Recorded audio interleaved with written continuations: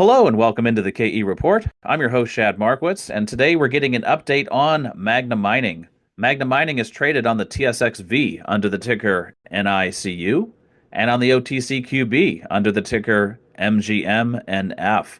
And I'm joined today with the CEO and Director of Magna Mining, Jason Jessup. And Jason, great to get you back on the show for an update. We talked about a month back and we were looking at some of the drill results you had coming in from both McCreedy West and Levack Mine, and we will look at some more drill results that have just been released to the market. But I always think it's fun to do an operations update. I'm sure people listening into the call would like to know how things are going at McCreedy West. This is your producing copper mine, where you have also nickel and PGMs as co-credits. This is the workhorse for the company right now that's generating the revenues. And I was asking you off mic that a lot of times when a company takes over a project, sometimes there's a clash of cultures or sometimes there's change and people struggle with that. And you said overall, the change has been going incredibly well, and some of the initiatives that you put in place are definitely going to increase the efficiencies. Maybe give us a nice holistic update on how things are going at McCreedy West. Yeah, sure. And, to start things off, Chad, great talking to you, and it's good to be on the show again. Yeah, it's been a exciting 2 months since we've closed the acquisition of McCreedy West, Levack, Podolsky, and the other properties from KGHM, and we haven't stopped. It's been busy. We have, made some, I think, key changes in management at the mine, brought in, I guess, the right people and put the right, I guess, move some of the people into different roles, which are best suited for them. And, that's really important. A lot of the people that are working there are people I'm familiar with and even have worked at the mine previously with. So we do have a good familiarity. But our culture at Magna is different than the culture that was previously, was managed by and operated there with by KGHM. And it's just, we're a dynamic junior company, and KGHM was a much larger company, and this was a non-core asset to them. So we've been really instilling in the workforce, our core values, and one of those is the relentless pursuit of excellence and constantly be optimizing. So with that, we have been looking for, a lot of opportunities to improve efficiencies, reduce costs, remove roadblocks. And that's going to allow us to be successful, is my opinion. And that's what I've seen, and that's what's happening. So it's been going quite well. The team there, really wants to see a plan that's put forward that, provides a long life of mine and an investment into the operations. And that's what we're doing. So, this quarter, we're improving things steadily, but our focus is on development. And that's one of the areas that's been really neglected over the last couple of years at the mine. There hasn't been the investment into capital development and even operating development to get to new areas of the deposit that can be mined and put into a mine plan. So we're focusing on development, and I think over the next 6 months we're going to get ahead on development, which is going to give us a lot of flexibility and allow us to sort of mine at that optimal level. So that's what's going on right now. So far, it's going really well. I couldn't be more pleased with the team. But it's going to be a journey over the next few quarters to get to where I think we should be.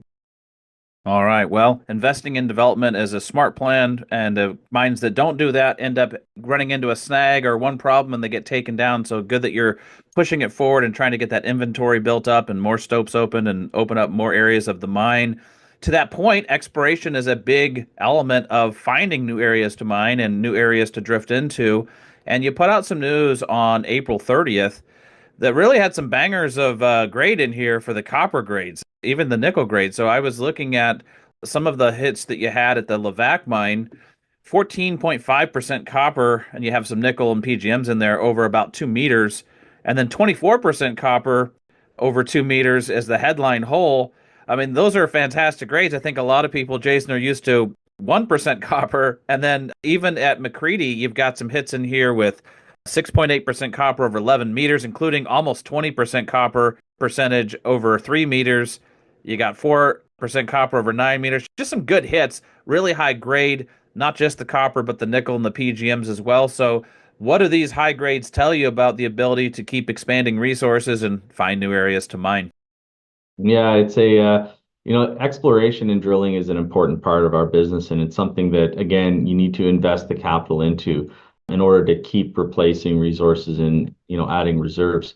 So at Levack Mine, our drilling's been focused on the Keel zone, which is a copper high grade copper footwall zone. Now it's a vein type deposit that's in the footwall of the main contact deposit, but it is really high grade, and it's remarkable. I always am impressed when I see this core in the core facility at the mine. When you see this massive chalcopyrite sharp walled veins, it is impressive.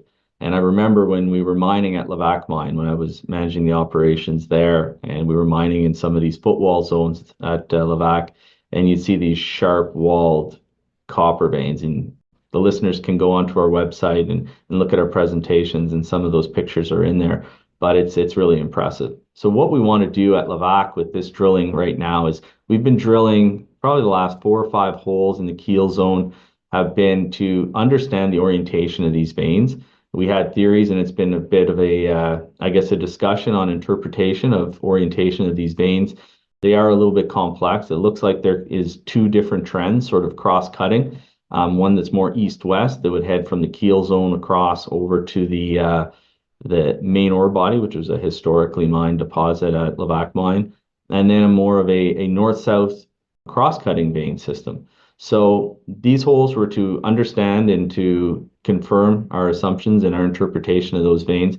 So now that we have that, we can start stepping out and drilling at the right orientations with the goal of expanding on the Keel zone towards surface. And currently the drilling has defined the Keel zone to within about 400 feet or 125 meters from surface.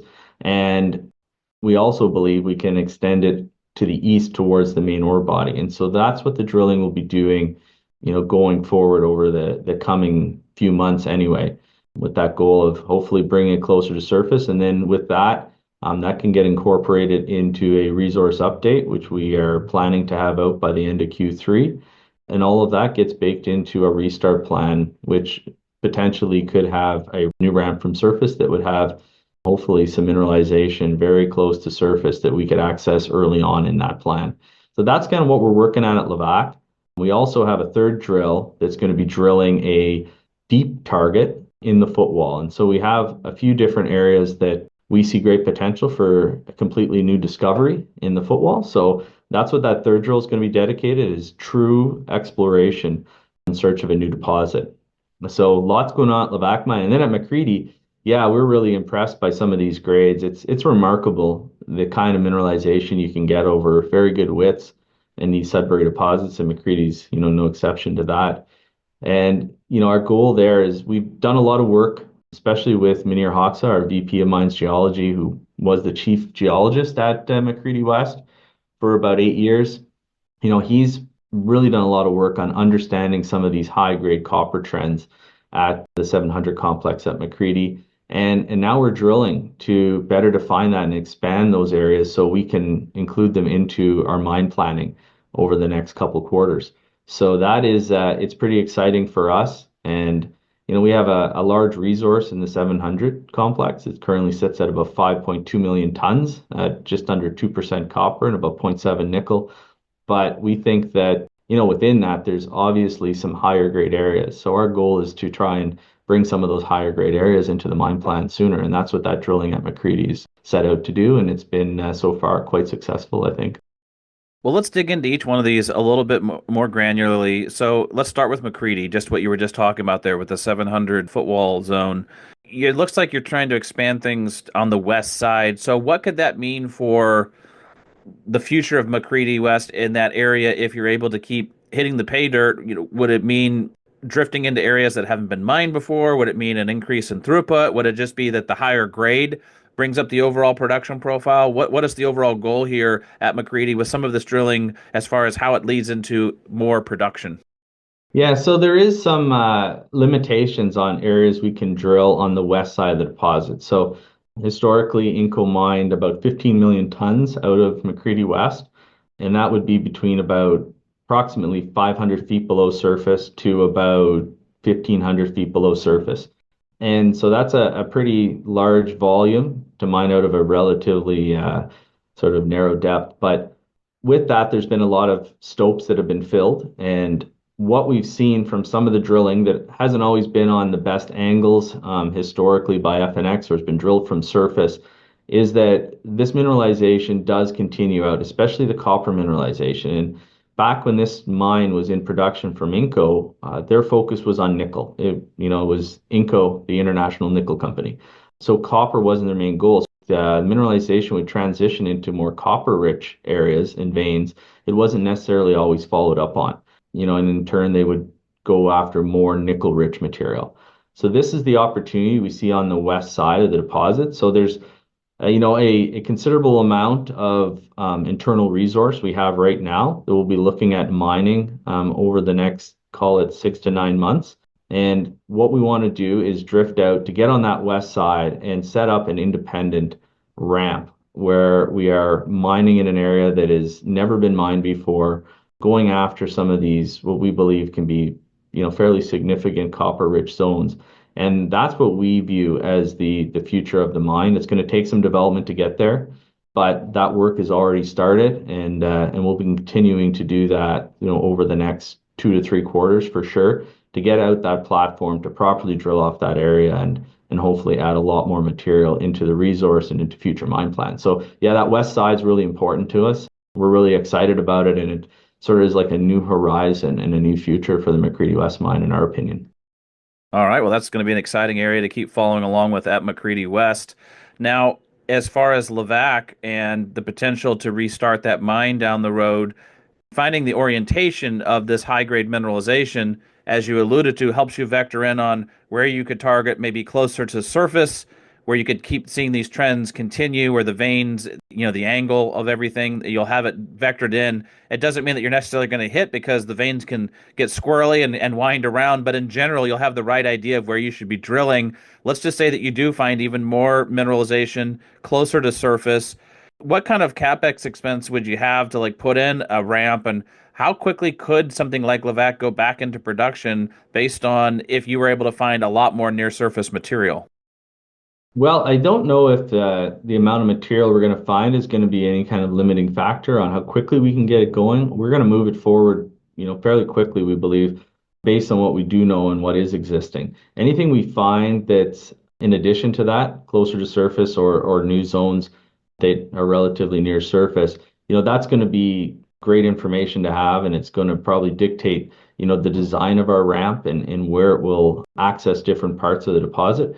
But we want to move forward where we're in a position by the end of this year to, make a decision on starting construction. And again, we're leaning hard towards a ramp from surface. There hasn't been a definitive decision made on that. We do have shaft access at the mine as well. So we're doing some trade-offs on, using the existing shaft and infrastructure underground versus doing the ramp. So we'll come to that decision again a little later on this year, and we'll be able to talk more about that. But we're still aiming towards 2026 construction start and restart at Levack Mine, and we're pretty excited. And hopefully this drilling will show that we can actually bring some ore to surface much sooner than currently expected.